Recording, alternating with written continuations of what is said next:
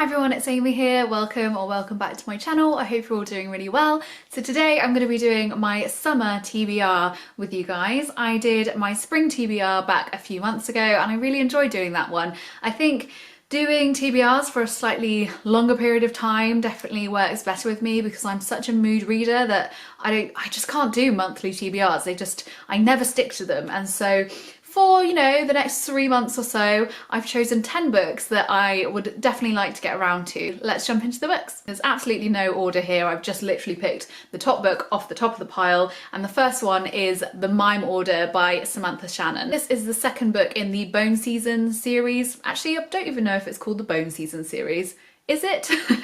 The first book is called The Bone Season. I really enjoyed that one, and so I'm really looking forward to seeing where the story goes. This is a very unique, I would say, urban fantasy series in which the kind of main magic system is based around clairvoyance, and so being able to contact spirits, the dead, kind of to talk to them or to do things with them. And our main character Paige in this book is a very high level clairvoyant, so she's very, very powerful. So yeah, super enjoyed the first book. Looking forward to seeing what happens next. Next up we have An Absolutely Remarkable Thing by Hank Green. I'm really looking forward to trying this one. I've read many of John Green's books and Hank is his brother. They are very well known here on YouTube as the Vlogbrothers. I also listen to their podcasts and have done so for years, and so really want to try out Hank's writing because actually I found over the years that John Green isn't one of my favourite authors. Like, I think I really liked his books when I was younger, but having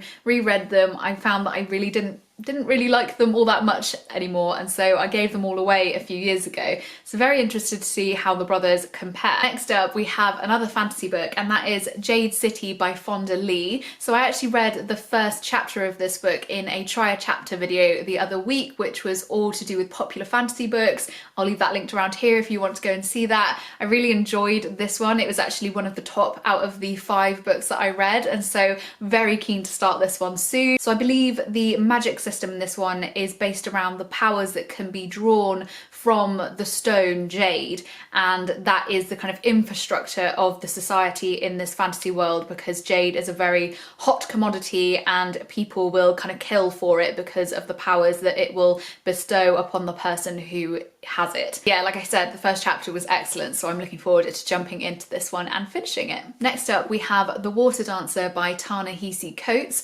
I am so looking forward to reading this one because I read the non-fiction book by this author called Between the World and Me a good few years ago now, but I absolutely adored it. It was definitely a 5-star read for me. I would highly recommend you go and read it. Really keen to see how his fiction compares.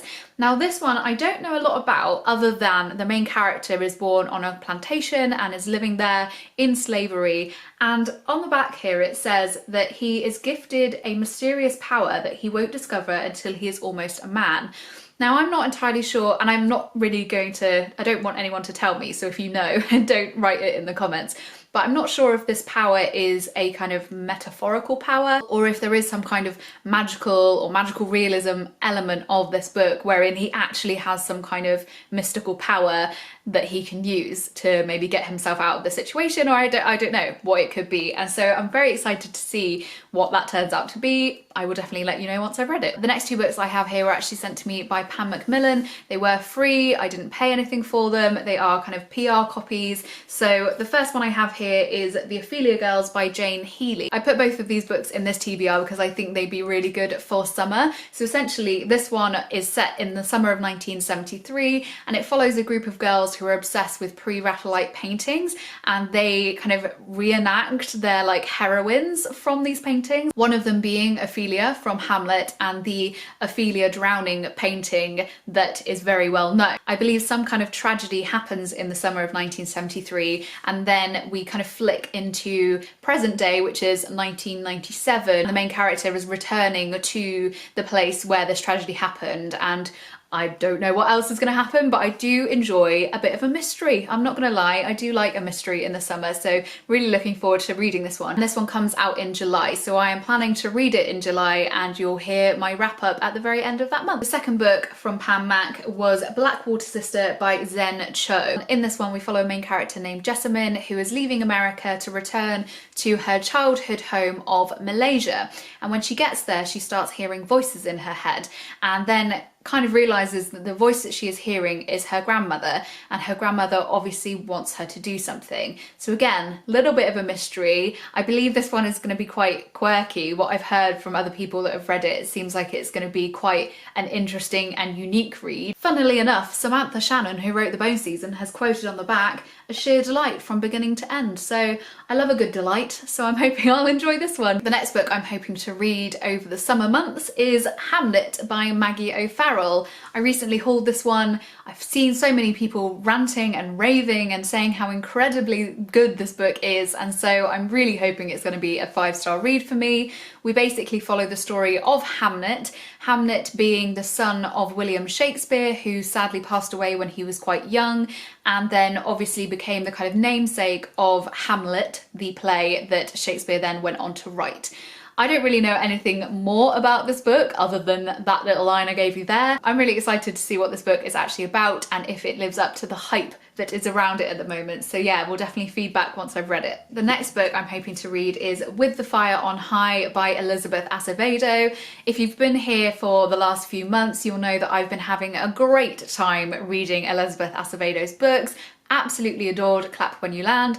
Also really loved The Poet X, and so if this one is also good, we could have like a hat trick of 5-star reads. She could become a favourite author. From what I've read on the back, this one follows a 17-year-old girl who has a 2-year-old daughter who aspires to become a chef, and so it's her journey, her life, everything that she does in order to reach her dreams. And that sounds great to me. Also, my partner's a chef, so I don't think I've ever read a book where there's a chef as like a main character or someone wanting to be a chef, and so I'm interested to read it to see if it's something that Mark would like to read as well, because it's, you know, clearly connected to his life and what he does with his life, so we will see. Next up we have a classic that I want to read this month, and that is Heidi by Joanna Spyri. So this is the final book in the Puffin in Bloom series that I have to read, and so I'm really looking forward to seeing what it's like. Don't know a lot about this book at all, other than I imagine there's someone called Heidi. I hope I have a similar experience to when I read Anne of Green Gables, because I really enjoyed that one, so